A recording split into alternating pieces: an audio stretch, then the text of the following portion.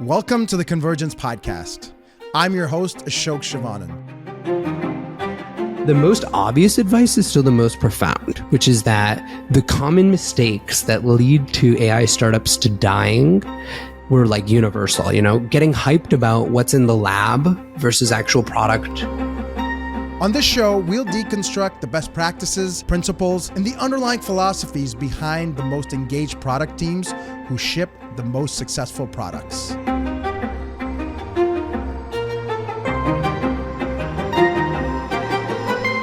This is what teams are made of.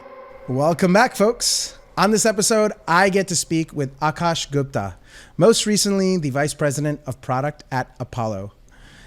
Apollo, of course, is a rapidly growing data company in the go-to-market and sales space. And we get to hear from Aakash on the growth and differentiation strategies at Apollo and the importance of their PLG or product-led growth approach to having a really strong free product, as well as being really intentional about that free to paid conversion of their users to really drive acquisition as well as retention.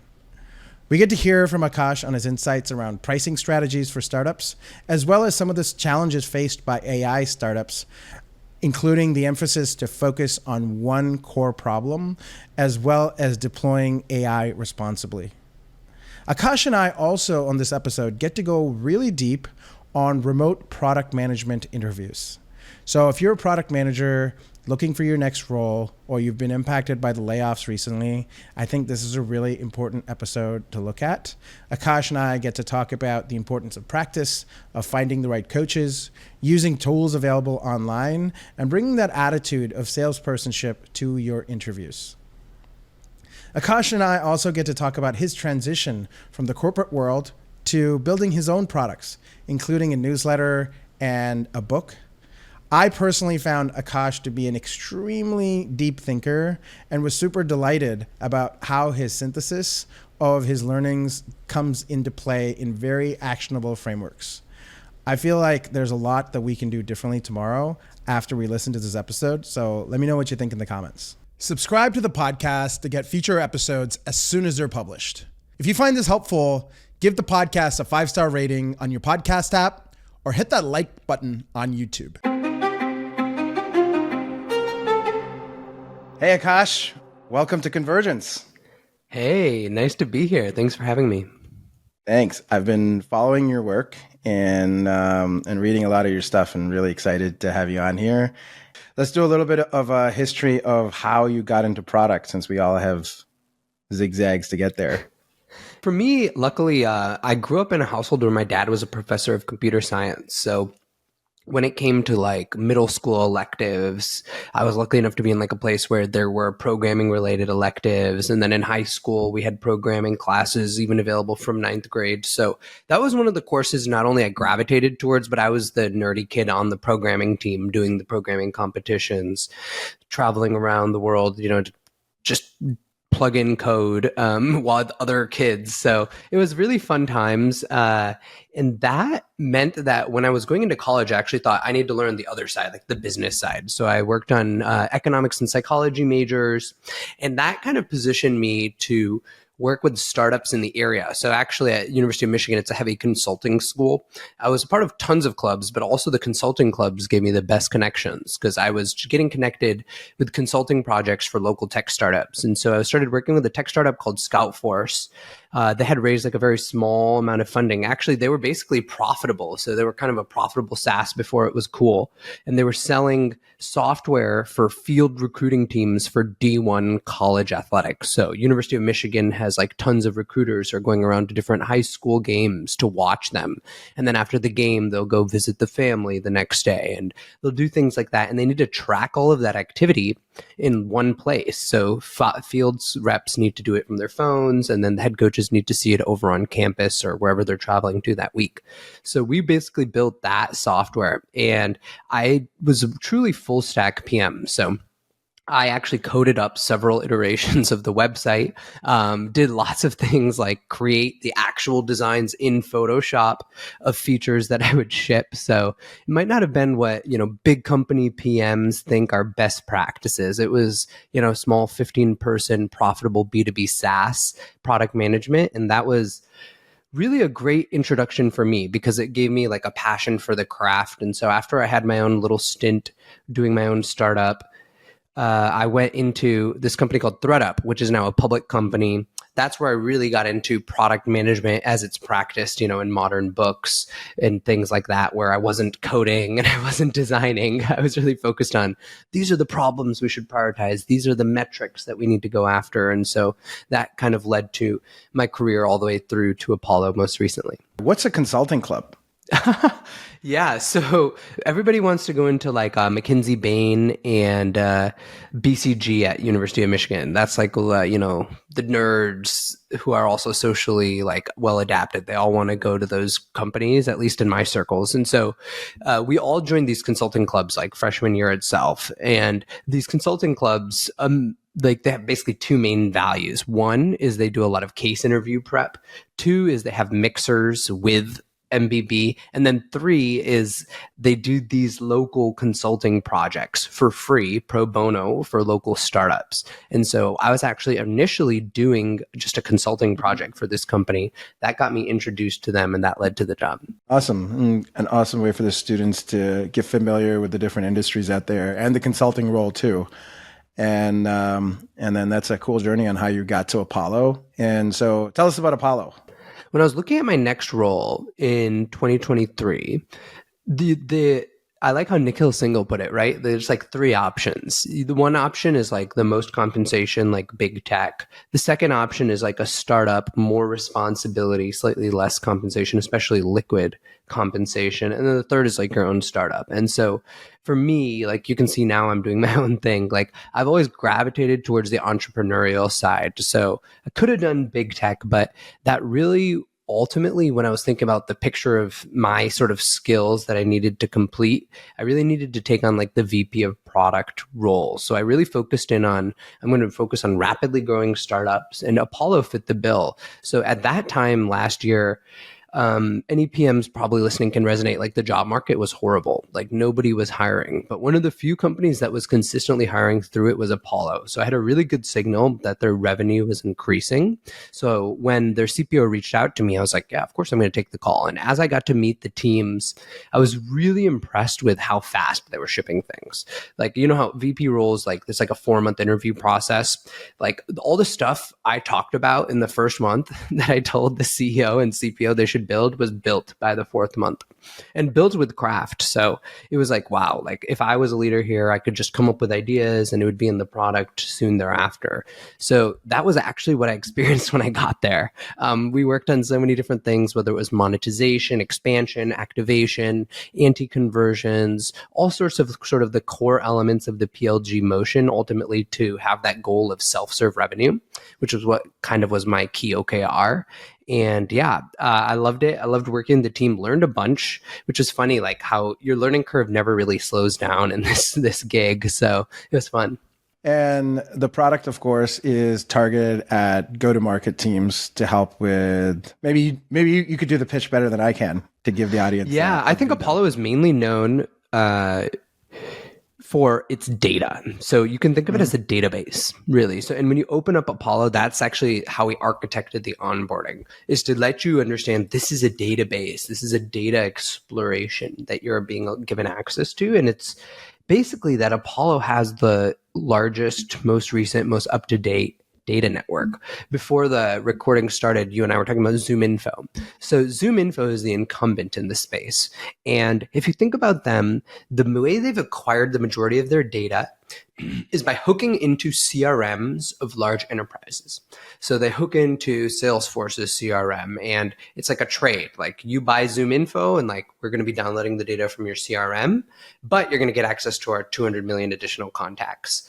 And they do that, for essentially the entire Fortune 500. They've done it.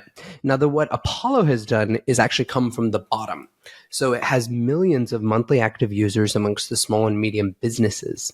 And what's the difference between large company CRMs and small and medium businesses? These guys are going after a different sort of ICP that they're selling to. They're also not selling to big companies. So the Apollo database is much better for startups, for SMBs than a ZoomInfo, which has a better enterprise data set.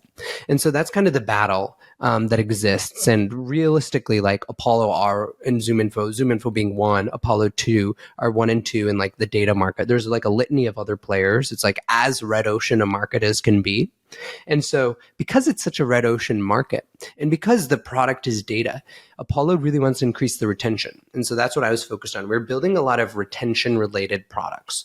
So what is sort of like the number one lever for retention? Well, what is this data used for? If it's an email, then you want to email them. And if it's a phone number, then you want to call them.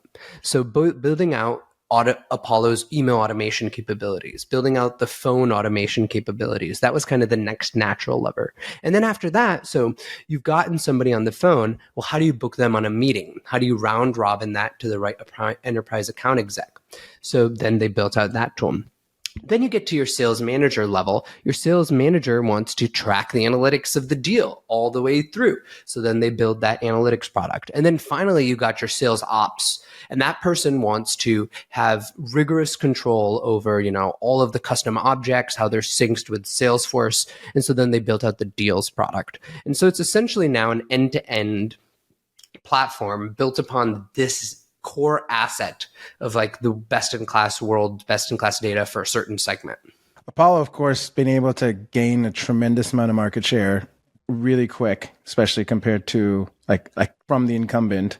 I've gotten to use it myself, and I think it's really fascinating use of technology and AI to build a data company.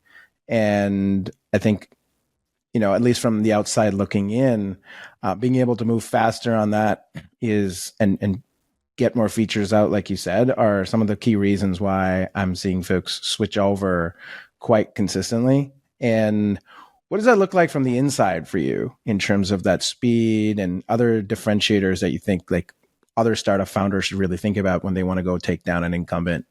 Probably the number one reason all those people are realistically switching is because it's also way cheaper, right? So it's like, maybe 90% of the quality of the enterprise data set, 110% the quality of the SMB, and it's 1/10 the cost of Zoom Info. So that's like the whole sort of deal that Apollo is providing. If I want to like extract out like the key lessons for fast disruption for people, I would start to get really quick into the specifics. So let's talk about kind of the layers of Apollo's product-led growth motion. Like most commonly, people think like product-led growth and design-led growth are paired together. So you have like your Notions of the world. It's beautiful and it's all self-serve. Or you have your Dovetails of the world or your Adios of the world. So that's the design-led plus product-led group. Apollo is not that. It's definitely not a design-led product because it is that database. So based on the fit of its model, it's more just pure PLG. So how do you grow a pure PLG? The number one thing you need to do is you need to have an amazing free plan that grows virally word of mouth on its own. And so that's what it does. Like Apollo fundamentally is giving away 40 contacts a month to every free user. And so you can see that just being anybody can try it. Anybody who has Zoom Info and can't find, 40 contacts, they can just go to Apollo and check if Apollo has those. And so they're instantly getting closer to their quota by using Apollo. So it's actually helping them with something that they make money on. So they're willing to then spend. So they go free to paid.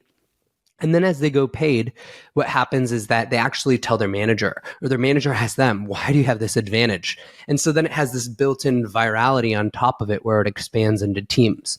So that's like the fundamental first layer of Apollo's acquisition is a really good free plan. The second thing that Apollo does really well is its free to paid conversion. So if you look at Apollo, Apollo has a free trial, which is awesome. So you can do freemium plus free trial into like couple thousand contacts. So if you need to quickly describe a couple thousand contacts, you just do a free trial and you do that. But as soon as you do this free trial for the data, you're like, holy guacamole. I now have powers to do like literally any GTM tech product you can think of, whether it's Gong, whether it's literally anything. Apollo has a version that's kind of like 80% feature complete on that. And you're like, well, I'm going to be saving a bunch of money if I stay with Apollo. And so then it gets really good free to paid conversion. Then the next element is how do you activate and expand those users? So Apollo has been investing a lot in these alternate products, like I mentioned, and then expanding those alternate products across the team. So we use our own product to basically send out automated emails. So if we start to see that the SDR team is using it, how do we get the AE team on it? And we're sending them these automated emails. Once the AEs are using it, how do we get it to sales ops? And so we're using our own product to build this product-led sales motion that's automagic. So it's actually replaced like tens and tens of salespeople. And then the final element is how do you retain people? And it's targeting small and medium businesses, so it's inherently going to not have, snowflake like 170% net revenue retention.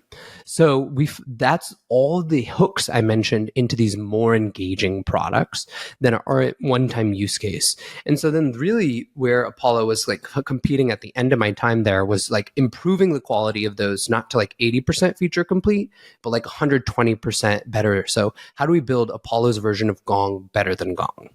And that is, do you think, a function of expanding and maturing further along the adoption curve and catering to folks that needed more feature fullness versus price, you think? Or what do you think? Yes, exactly. And if you think about it, like their prices have gone up a lot, even since when I first started talking to them. They're probably like doubled or tripled. So there's like a rapid increase in price as you deliver this increased value, and as kind of the brand affinity is growing really rapidly at this time too.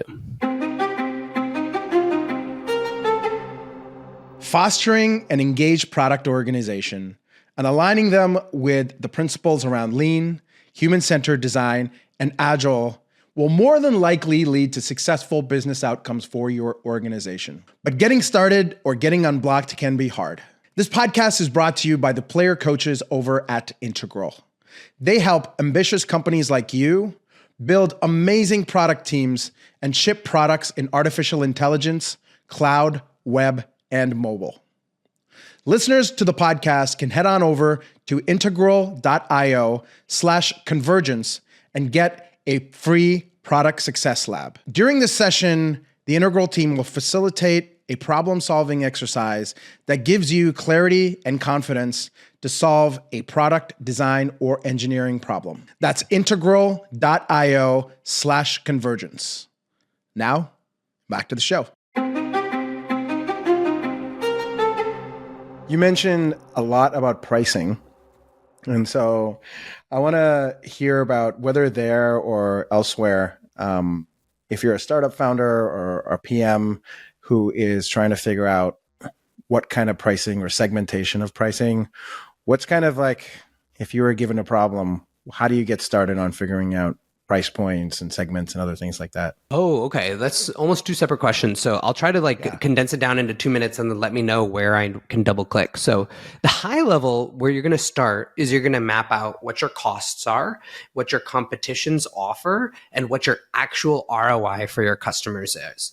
Your ROI is your high end of your band and your cost is your low end. Your competition will be dotted all amongst that. Then you look at your feature set and you think about your go-to-market and you think about how you rate against your competition realistically based on those two dimensions, and then you price accordingly. Your average company has one of two strategies. Strategy one is come in high with like a premium product and a premium offering. So that's actually like the Gong example we keep citing. The second example is your disruptive player. So this is the classic Clay Christensen. I come from the bottom of the market and I move up market over time. So Apollo was clearly in that second bucket where we started crazy cheap. Like it was just, most people actually would buy Zoom Info and Apollo because it was so cheap. It was just a footnote in their Zoom Info bill. And so that's like the first thing you think about. Now, the second thing you mentioned is like what a SaaS founder or PM working on pricing should think. So those people already understand those basics that I just mentioned. So taking kind of the 201 layer, what you want to do next is you want to think about what are the best practices in pricing for B2B SaaS that I haven't tested yet or that have a good fit for my business model and my users. So if you look at Apollo, it's basically optimized across all the best practices, whether it's having a reverse trial, whether it's having freemium and free trial, whether it's having usage-based pricing plus seat-based pricing plus additional add-on credits, plus having real incentives to want to use those credits. So you'd be surprised, but like most Apollo customers, they have those seat-based plans and they buy a bunch of credits on top of it because they want access to more contacts. So it's very good at differentiating price from the small startup all the way to the enterprise and actually extracting the value from the enterprise that they're giving to the enterprise. So many people, they create the enterprise account and it's basically like single sign-on, SOC 2 compliance, management of teams, admin privileges, and viewer seats. And it's like that bundling of features. Like nowadays, there are entire startups that offer you that bundling of features. There's like no sort of competitive advantage or product secret sauce involved. Apollo took a different approach where what is the vector that an enterprise is going to use the product more? Let's use that vector and price that so we can get the most out of enterprise. There's different approaches, it sounds like, depending on enterprise or SMBs there. And does that lead to conflict or confusion internally? Yeah, I would say so because nobody knows, like, in a world where Tim wasn't an awesome CEO and wasn't helpful in focusing us on enterprise, like most people would say the company just grew up on SMB for the last 7 years, Tim. Like, shouldn't we just be focused on that? So then all the decisions on the margin, whether it's a salesperson deciding which account to call again, or a customer success rep deciding which account to spend more time on, or a product manager deciding which features to prioritize, SMB or enterprise, it becomes much more difficult. So I do think that it's really important to understand what are the key vectors that differentiate your customer. There are some markets where SMB versus enterprise isn't the most important distinction, but in sales, it is. In sales, you might find like an SMB, it's like founder-led sales, as founders doing it as 25% of their time. When you look at an enterprise, you'll have an entire enterprise staff of sales teams that are literally just ops people that are handling all the ops. Then within the sales team, you'll have 4 different categories of people. You'll have your managers, you'll have your sales development reps, you'll have your account executives, and you'll have people who are responsible for sales enablement. So you have all sorts of these titles and topics. Then you have the entire product marketing department that is trying to support these sales. So as you go into enterprise, it actually fundamentally changed the type of product we needed to build to enable those sales teams to succeed. And so I definitely think that figuring out what your differentiating vector is that affects the whole company and then focusing them on one is critical. And that's maybe a good segue in terms of that differentiating vector, maybe also distilled down to measurements or maybe OKRs. And I'm curious what you experienced there, or as companies are kind of transitioning into a different market, how to think about what North Star to use or what kind of measurements to look at. Yeah, exactly. I was actually surprised at how advanced Apollo was already when I got into this, because like my typical playbook of metrics optimizations they had already done. So the first thing to do is narrow down the audience that you care about. So most people, they're like obsessed with, their free monthly active users, their paid monthly active users, their paid revenue, their revenue per seat. Like this might be like, 4 metrics that are at top of mind for their exec dashboard that they're presenting at all hands and things like that. So Apollo actually didn't even care about what they call non-core users. So these are like users at companies with like less than 5 people who don't have like they use a Gmail email, they don't have a sales team, they maybe don't have a certain amount of revenue. And Apollo is a database, so it actually has all this data already. So we're just using our own database to filter out basically everybody who's not in our ICP, everybody who doesn't have a budget for sales teams. Then we're focused in on those people. And so that's like a wonderful way, like all of the metrics that the entire company looked at, that we looked at all hands, even the financials that we showed the board are split by core and non-core. And so I think that that's like a wonderful way to basically, if you've identified this wedge that does affect the whole company, then follow through on your reporting of the metrics of it to everybody. One of the things that you wrote was around how to build an AI startup and kind of staying with that theme of founders. Talk to us about that. Sure. So this was a collaboration with Spencer Schulem, who has built an AI startup himself. He's been working on it for quite some time. So it's not like the AI fad happened and then he decided to build it. He was doing it, quote unquote, before it was cool. And he's grown it to 21,000 product teams. And so the entire idea for this piece was I've been researching a lot of AI companies and he's been building one. So let's put our minds together and create essentially a framework for here are the, three things you need. So we created like, these are the three pillars you need for success. Here are the most common mistakes. And we studied and we actually like dissect the case studies of some AI companies that recently folded. And that's how we essentially came up with like, basically like a research report, as you might think of it.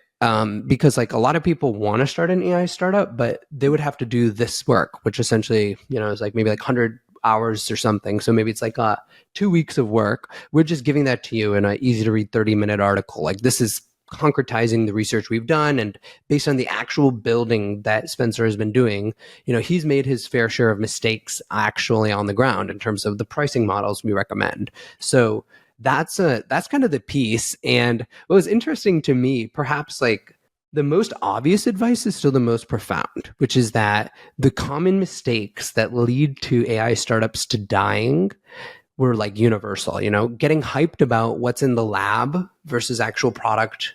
So if anybody's looked at Rabbit or Humane Pin, the demos and the ads looked pretty cool. Like with the Rabbit device, you could order DoorDash from bed. But anybody who's used the Rabbit device now today is like, the DoorDash Rabbit is currently down. It's like, it's a pretty low quality experience. It's not like Apple showing a demo and then the product they actually deliver on it. And so that's one of the most common things you see with AI startups. Like that, we kind of cataloged based on the failures, the key mistakes. I have had a chance to use the Rabbit. I didn't try the DoorDash feature, so didn't get that disappointment there. What are some of the other pitfalls that you're noticing amongst the AI startups that you've had a poke into? Yeah, so the most common thing is falling for shiny object syndrome. So after like it works in the lab, falling for shiny object syndrome. So basically, for example, when DALL-E came out in 2022, you saw so many startups, basically DALL-E for X, DALL-E for Y, or DALL-E wrapper. And the idea was, text to image, but it all just was clearly using DALL-E, had that exact same distinctive style. And so everybody could realize that it was built on top of DALL-E.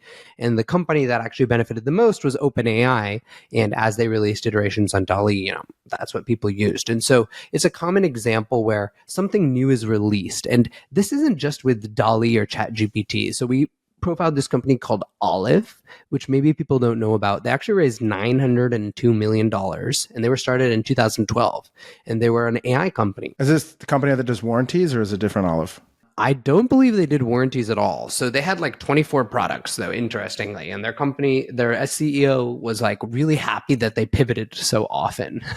And the VP of product at Olive actually reached out to me after we published this piece to say that all 5 of these pitfalls were spot on for Olive. And what she said was that with respect to shiny object syndrome, like those 24 products I mentioned, like basically every time something new is released, they wanted to take advantage of it and apply it to some industry. And that really wasn't like committing to like one problem. Like you want to fall in love with one problem and then it doesn't matter whether it's AI or not, like you want to solve it. So that's like the critical thing. And then if AI is the best way to solve it, then you're an AI startup. So pitfall 3 is irresponsible deployment. So there was this company called Clearview AI that people probably heard of. It had like almost $100 million raised. And the idea was it's a facial recognition startup. And the problem was that they scraped hundreds of millions of profiles off Facebook. And people didn't like that when the NYT released its, I think it was front page. Might have not been front page, but released its expose on the company. And it went to the point where they actually lost in the court of law and they had to cease operating as a company. So irresponsible deployment is definitely a problem with AI. Pitfall 4 is prioritizing flash over function. So essentially, this is the example of Quixie, which a lot of people probably heard of because they famously took out a Super Bowl ad. So their entire idea was, we're going to have deep learning search engine for apps. And their search engine for apps was going to be on Android fighting against the world's best search company, Google. Of course, they lost that battle after burning over through $160 million. And it was basically flash. Like they were just trying to advertise like these deep learning models that they were using, but they weren't focused on the functionality of people are clicking our first result 17% more than Google's search engine. People weren't doing that. And then the fifth pitfall is raising too much too fast. So this is probably the most controversial or the hottest take that we had, but everybody wants to like raise $900 million for their foundational AI model startup and take $20 million in secondaries and become rich in 2 years. But the reality is, the average company that's succeeding in AI has been around for a long time, whether it's OpenAI or NVIDIA or anybody else, all these big tech companies. And so what you actually probably want to do is the hotter thing nowadays, which is, build a profitable company from day one, grow as your profits grow. There's like this example of Cohere, for instance. They bootstrapped. And so when they did hit 1 million ARR, they could raise a humongous Series A. Like that's kind of a better route to go than companies like Olive, which I mentioned, which barely had any revenue and raised $1 billion. One of the other topics that you tend to write a lot about is helping folks, especially in this job market, with identifying what they want to work on or advancing their job search, getting those jobs, crushing in at remote interviews. So maybe let's start with remote interviewing, and that hybrid versus remote jobs are still kind of moving around just a little bit. And I'm curious to know what you tend to find to be really useful or what advice you tend to give to folks doing remote interviewing. People have a rubric for job searching that is based on what's worked for them in the past.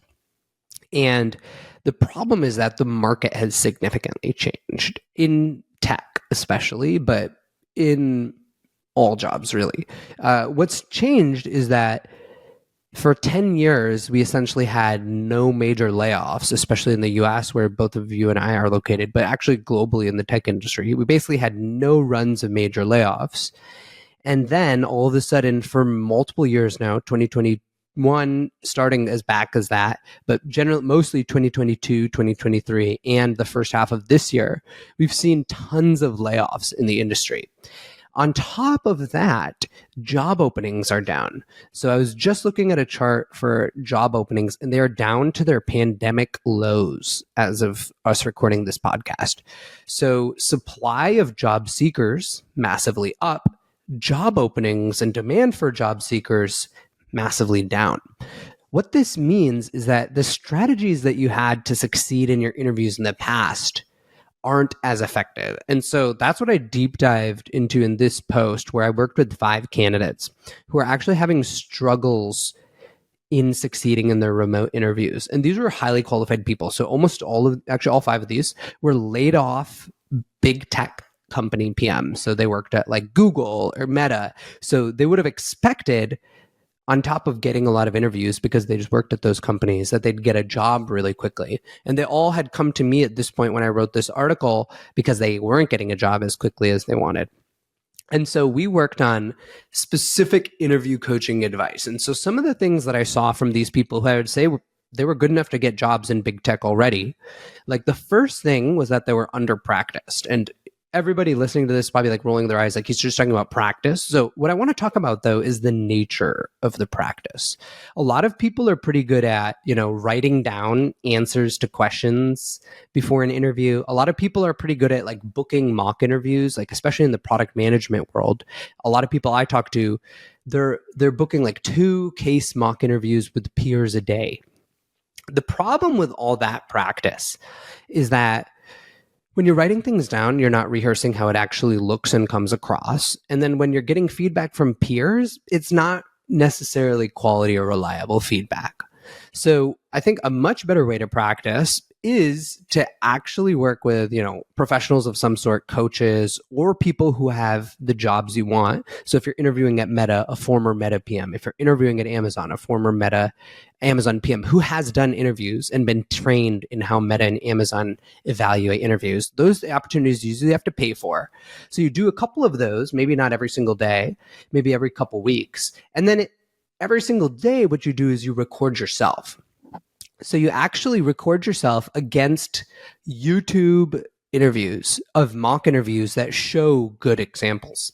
So you're pausing the interview and then you're giving your response and you're looking at yourself in the video. Like I just did this gesticulation, like that was intentional, and that you get that practice from actually looking at how you've recorded yourself on video. So that's the most important thing that I find, is that people are not doing that. And if the interview that you want to practice for isn't on YouTube, which is highly unlikely, by the way, just edit your search. But if it happens not to be, come up with the questions yourself and just edit it yourself. And what I've actually found is that some people, especially people who know they struggle in communication, can also send these recordings to people. So you can send this recording to, for example, the speech pathologist, who will help you understand how you're being portrayed and how you're coming across. And maybe you have always gotten feedback on, trailing off your sentences, but they'll help you concretize that and improve it. So the nature of practice, that's one thing that I found working with these 5 people. None of them had really done that. And the analogy I'll make is, many of you, maybe you were on a sports team or an instrument. For me, like I played violin growing up. There were the kids who practiced an hour a day by themselves and then practiced in the 1 hour when they had a paid lesson with their teacher. And then there were the kids who just practiced in the 1 hour paid lesson with their teacher. And we know which one ultimately grew much faster.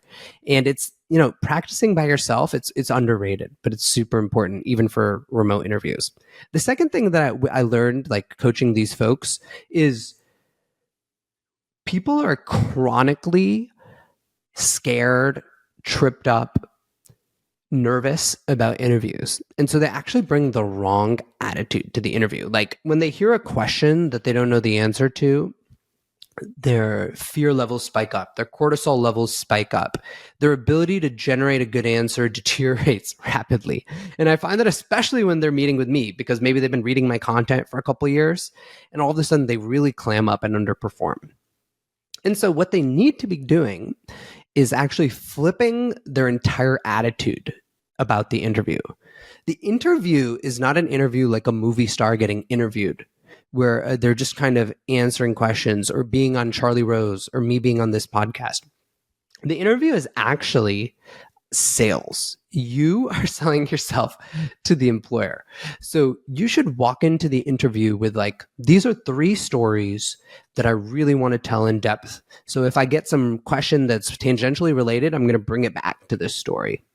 These are 3 points that I want to give across to the interviewer. And most importantly than even the stories and the points, these are the weaknesses that I'm going to overcome in this interview.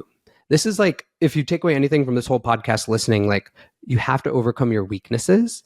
And that is only done when you strategically know what your weaknesses are and what your pitch to resolve those weaknesses is. So if you're a product manager, you worked at big tech, you worked on big consumer products, and you're applying to a B2B company, your weakness is you don't have B2B background. And so then you need to talk about how are you going to allay that concern. Maybe you actually did have some secret B2B projects within big tech that people wouldn't realize, so you need to bring that to the front. Maybe you actually worked in B2B like 10 years before big tech, and so you need to pull some stories out from there, and you might have forgot those stories, so you might have to go back into your files and relearn what those stories were from an older version of your resume. So I think that's the second piece that I learned was really important for people. And some tactical questions there. So you mentioned that there's an opportunity to kind of meet with folks from the companies that you're interviewing at, and it's a paid service. Where does someone typically go to find this? Yeah, so I would just, whatever title you have, you can just search for it. So like for product management, you can just search like product management interview coaches. Like a common service that people use is Super Peer. A second service that people use is Exponent.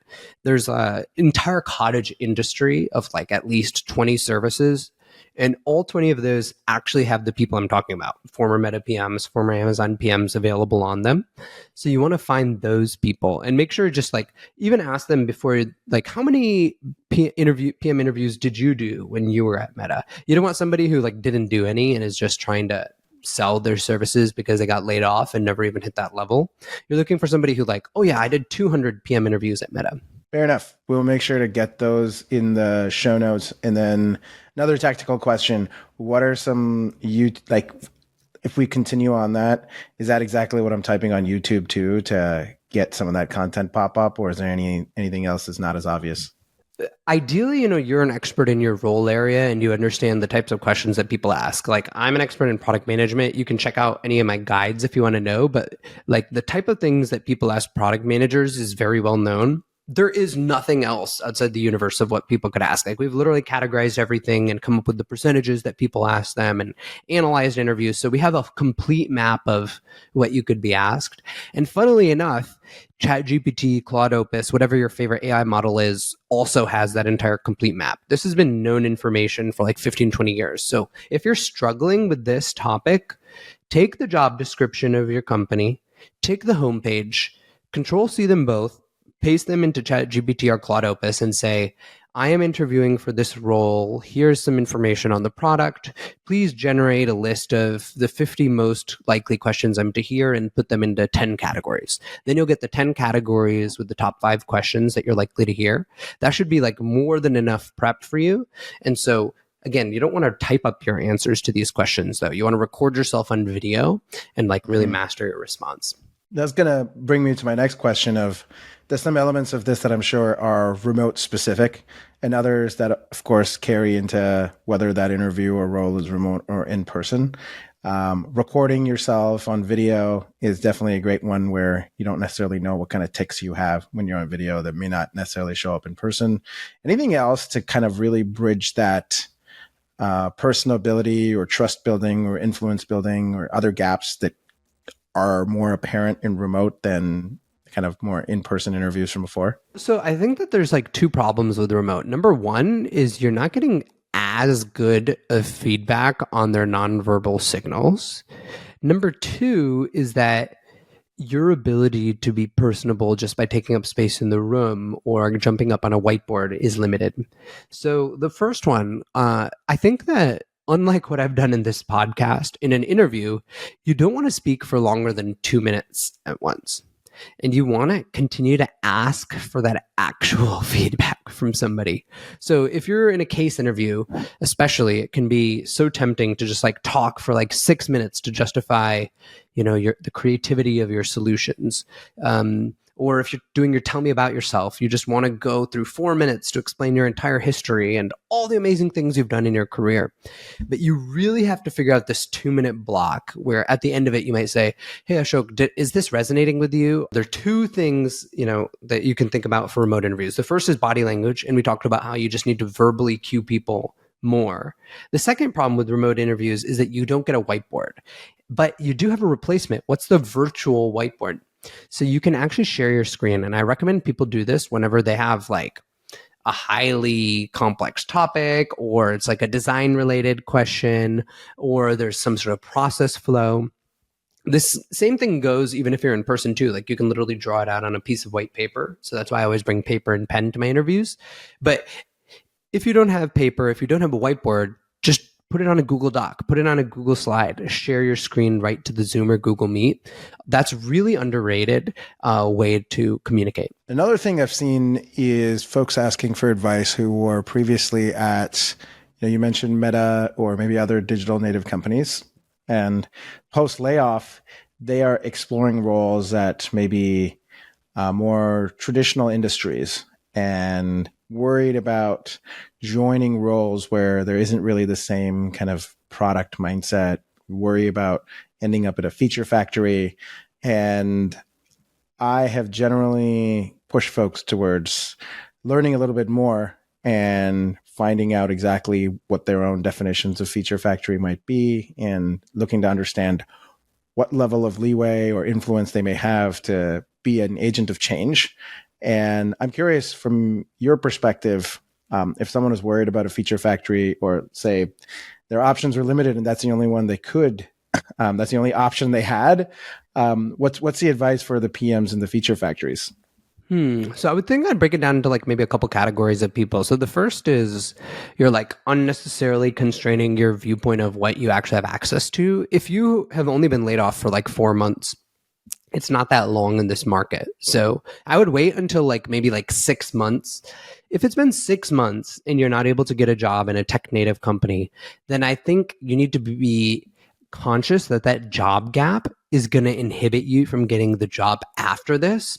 And so it's worth taking a sacrifice in your culture and your ideals around feature factories. And so I've actually worked with several of these candidates. Like their background is like at Apple, for instance. The equity that they got at Apple is at because of the stock splits at like a $10 share price. Now it's a $200 stock. Their equity had 20x. They were making like $900K a year. Now they're looking at some offer from GM that's going to make like $180K per year. Should they take this? And my advice after 6 months is yes, you should. You should take this for a couple of years, even if it pays less, even if it's a worse environment. First of all, your career is really long. Second of all, it'll be good for you to understand what the bad side of things is because you've seen the good side of things. So as you come into environments, especially in senior roles, you're typically hired for environments where they're not totally good yet, and you need to bring them to good. So now you've seen the whole spectrum and you can bring them to good. So it helps your whole career. So that's like category 1 of people. So category 2 of people is these people who, for whatever reason, they really dislike feature factories. So maybe they've only been on the job market for like 2 months and they get a couple offers from feature factories. Maybe even the compensation is good. It's a digital native company, maybe even, but it's a feature factory. In that case, I would say hold out for longer. So again, the most important variable here then was the 2 months in that you really, really hated feature factories. I think the final sort of segment is I'm not sure how I feel about feature factories. I know that Marty Kagan doesn't like them. I know that a lot of content creators don't like them. But then again, I know that the majority of PMs are in feature factories. I might actually be really good at project management work. I was certainly good at that as a subset of my product management job. Then I think it's great to be open-minded to see what it's like there, because especially if you have any affinity for that world, Feature Factory inherently has less skilled people there. But all companies love skilled workers who are generating huge high ROIs. So you could actually be a big fish in a small pond, for instance. You might actually have better ikigai. So what I've noticed actually is there's like many types of feature factories, but at the high level, there's this huge bucket of feature factories, I'd say like 60% of them, that have way better work-life balance than digital native companies. The other functions at those companies work 35-hour weeks. They say they work 40, but they work 35-hour weeks, and because they take a lunch break. And you can do that as a PM too. And so you can get paid like fairly well, but not even work that hard. So especially if you're not in an environment that's like a workaholic feature factory, it can be really attractive. One thing we maybe should have covered in the beginning was your transition from Apollo and deciding to bet on yourself. And so congrats on that, by the way. And tell us a little bit about that. Yeah, absolutely. So for me, it had come to a point having 2 kids where I had to do one or the other. So I just needed to, like, Apollo, a VP job is realistically 60 hours a week easily, if it could take more of your time, if you would let it. Or I could work on my newsletter and do my own thing. And going back to like having done a startup in my past, that I had referenced in the entrepreneurial journey, I needed to do that again, I think, for myself. It's always been in my life plan, in fact, to start like a very big, very successful company. I think for people who are like at a certain ambition level, like only a company will do at some point, and you have to start it yourself. Because if you're working for somebody, a senior director at Meta, like you're pulling in $2 million a year, or you could be Palmer Lucky and when you're 22 get $2 billion for your company, right? So there's like, those are the highest end best outcomes you can get. One ends in an M, one ends in a B. So for me, like I've always dreamed and aspired to like big things, and ultimately like where I could get in product versus where I could get with my own thing. I saw a bigger opportunity with my own thing. Plus it is my own thing. So with 2 kids, for instance, I just decided to go to Barcelona one week and we just chilled and I worked from Barcelona. I wouldn't have been able to do that and just radically change my time zone if I'm working at a company. So the level of control is kind of the last factor. It's not often that I've heard someone cite breaking out and doing something they're on their own because of having 2 kids. I might have heard that story the other way around. Congrats on the 2 kids, though, as well, by the way. And so tell us about what it is now, the newsletter, but zoom out into what you're looking to do there and who you're looking to serve? Yeah. So the newsletter is kind of like the one of two products that I have now, and more are coming. So, but it's all sort of targeted around one audience, one problem. So my audience, is like people who are building product, and that they may or may not work in the tech industry. They may or may not be product managers, but they are building. So like a huge segment of people who are my readers and paid subscribers are startup founders. They're looking at how did other startups succeed. Then there's the huge contingent of product managers. And so I do a lot about that. And so my products, right, the paid newsletter, that's easily, the biggest and most successful one. So that has been going great. I really enjoy that. The thing is, it's not exactly a product if you think about it. It's kind of like a service because I'll spend basically right now like 60 hours a week researching topics in PM for you, and you'll get a digest of the research I do. So I'll go research this company. Most recently I talked about how to get a PM job at Meta. So I went and talked to 4 Meta PMs current, 4 former, and 4 product recruiters at Meta. So I went and did that research for you. So it's like a service that I'm doing, and I'm basically kind of like, luckily, like the marginal cost to adding another customer is 0. So that's the nice thing about it. But that's one thing I have going on. Then the second product I have is my book. So that I think I'm going to release like a version 3 coming up soon. It's been a little bit of a grind. Like what I've learned, what a mistake I made launching the book is I launched like a V1. I think for a book, you should take whatever you think would be your V1, and then you should act as a skeptic and like just create your own V2 and then release that to the public. So my V2 is like way better than V1. I think V3 is going to be even better than that.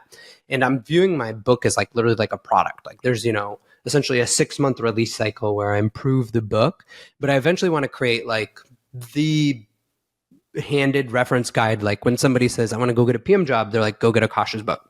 So that's the second thing I'm building. And then I want to add more to the mix. So I've recently been inspired by Chat PRD, which was created by Claire Vo. Like she's created a SaaS product for PMs to improve in their careers. So you can look forward to, I've been cooking around some ideas around that. And since I mentioned my background in like programming, I've dusted off those skills. I've been building some apps myself. So that's kind of the third area I have going on. We'll make sure to have it in the show notes, but tell us the name of the book. Yeah, The Ultimate Guide to Getting a PM Job. Akash, and then the last question that I have is one that I like to ask all of my guests.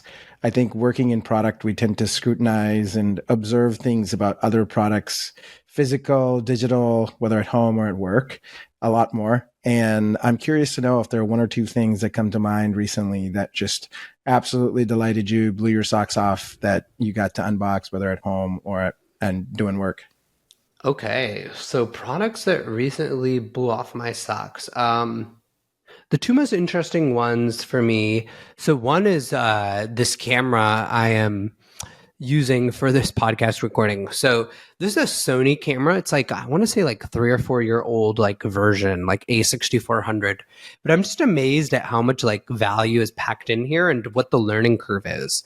So it's not only like delightful, like at first use when you're using autofocus and auto mode, but as I've gotten to learn more about video production, as I've finally fixed like the focus here, like switching to manual mode on certain things, like adjusting the aperture myself, figuring out the color myself, has been really fun. So it's like one of those products where delightful at the start out of the box with the presets, but learning it and like building it up as a skill is also a thing. And I really love products that like have skill. So that's actually my second thing is actually climbing shoes. So I bought this new pair of climbing shoes, which are called the Solution Competition. So it's like this brand La Sportiva's, top end climbing shoe.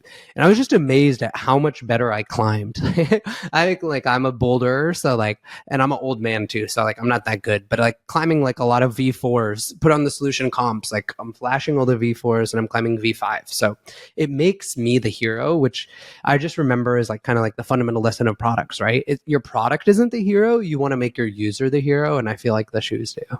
The climbing shoes, what do you think makes the difference? Yeah, I think that's quite the jump. Yeah, it's a huge jump. I think like, these shoes are probably like, I don't know, $80 more than the other pair of shoes I was wearing, which were I actually don't even remember what model, but Tenaya sports shoes. Either way, like almost every competition climber uses these shoes. So there's something in it that like these shoes are just way better. My guess is that it's a combination of a few things. So the rubber is actually the same. So they all use the same rubber. So it's not the rubber.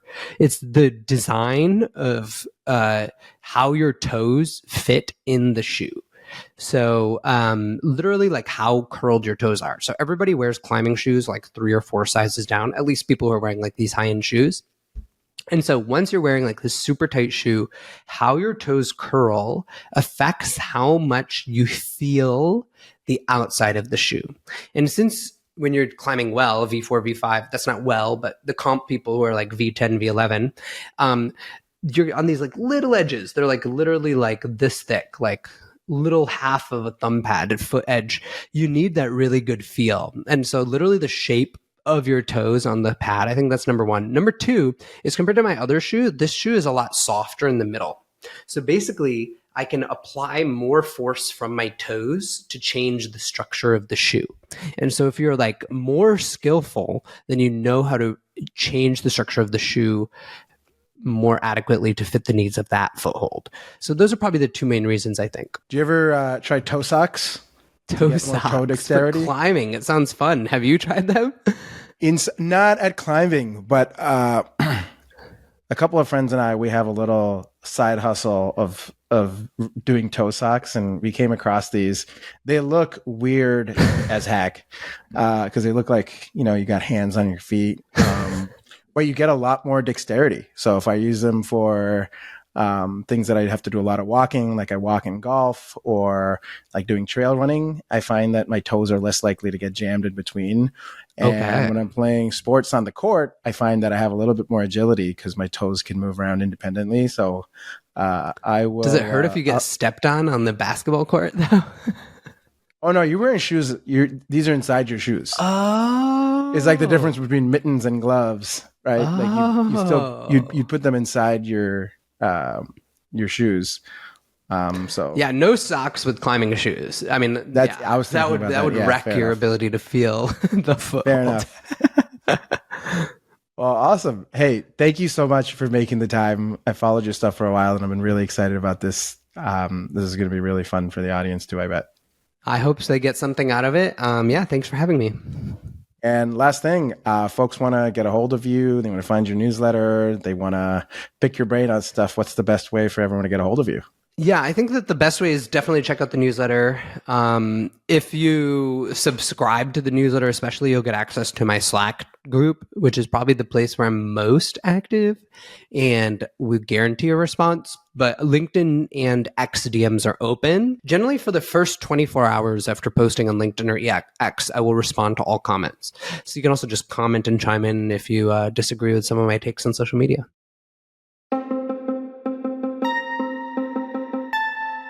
After having a moment to reflect on that recording with Aakash, there are 2 things particularly that stand out to me that I wanted to reflect on or speak with you a little bit more about. One of them was around his framework that he mentioned around pricing. And the second one was around this lack of preparation that he finds some interview candidates or job candidates will do on their interviews. Around pricing, what he talks about was this framework where the bottom end of your pricing is bound by the costs, and then the upper bound on your pricing is the ROI that you bring to your customers, while also being mindful of the costs of your competitors in between there, as well as maybe a cost of inaction is something that I like to try and estimate. Now, while this is really obvious, the reason that I'm bringing it up is that I have worked with so many product executives that overlook the 2 bounds. I find that a lot of folks certainly think about costs.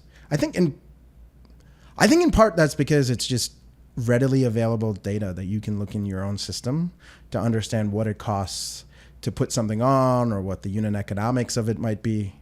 But what's hard to do, of course, is calculating the ROI for your customers. This is especially hard if it's a new product and you don't have a lot of case studies with the full extent of that ROI just as yet. A couple of suggestions or tactics come to mind for me. The first one is, like with most things, when you're early stage in a product, whether at a startup or launching a new product at a bigger company, it's way more important to be accurate than precise. And you also have the freedom to do things that may not scale in the future. So don't be afraid to take a fair amount of estimation when you're thinking about the ROI. Make sure, though, that you're applying primary research, you're talking to your customers or prospects yourself, and also maybe even estimating it based on qualitative research, where even if your customers can't quantify it, it doesn't mean that you have to be able to based on their math. You can form your own math. And you don't have to be hyper precise about it. You just have to be precise enough that your customer finds it reasonable and they see the path to which it could have that ROI that they're willing to try it out. And then, of course, the ROI has to come to keep them coming back, right? Remember also that you can change your pricing later.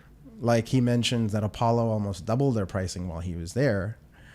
What's really important is that you gain customer traction early and you get that feedback from the customer and validation on the value that your product brings, and then adjust pricing later.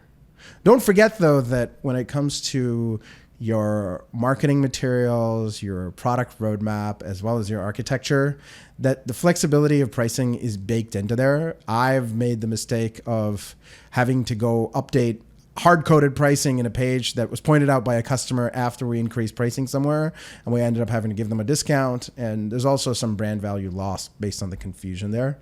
So in summary, don't forget about those first principles and make sure that you're keeping in mind of not just your costs, but also the ROI to your customers. The second point that he talks about in the recording that I very much agree with him about is recording yourself when preparing for a really important conversation or communication. I think it can be applied in an even more broader context than job interviews to public speaking or any crucial conversations. Our managers at Integral will sometimes even do role plays for handing critical feedback to folks and getting feedback on how they deliver feedback. In a book called The Presentation Secrets of Steve Jobs by Carmine Gallo, the author estimates that Jobs spent about 7 times the amount of time rehearsing that he did on stage. So for every 1 hour on stage, he would spend 7 hours rehearsing for that moment. And it's evident when you watch any of the videos of Jobs speaking. And frankly, if you're watching any of the videos of my presentations on the Integral YouTube channel, it will be embarrassingly obvious which ones I spent the time to rehearse, record, iterate, and feel really confident versus which ones I kind of maybe showed up and tried to wing it. Frankly, this is the third time I'm even recording this segment of the podcast here. I take a very lightweight approach. I just use the voice notes app on my iPhone or record it in a video and watch it myself. Don't get me wrong, it is definitely cringeworthy and super uncomfortable to watch yourself or listen to yourself. But I find that it's a little bit of labor that we can put in to make ourselves sound better and do a little bit more service and bring more delight to our audience. The podcaster and author Tim Ferriss takes this to the next level where when he's doing an on-stage performance, he likes to get there the day before and do a rehearsal, but after drinking like a triple espresso or something to stimulate that higher heart rate and that feeling of anxiety and nervousness that it's harder to stimulate when you're rehearsing in front of an empty audience. And so you get to de-risk just a little bit more there. Overall, I found this interview super insightful. I love how Aakash does the homework. He does primary research, not just secondary research, and how he synthesizes his learnings into very actionable frameworks is something that I definitely found very useful and actionable. Hopefully you found it useful too. By the way, I wanted to shout out all the folks who have sent me one-on-one DMs or comments with feedback and suggestions or thoughts about the episodes or the content from my guests. Thank you for that, and please keep that feedback coming. Thanks a lot for listening.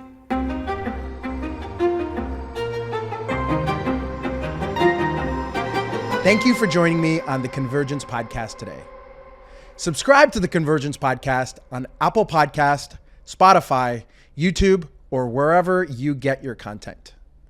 If you're listening and found this helpful, please give us a 5-star review. And if you're watching on YouTube, hit that like button and tell me what you think about what you heard today.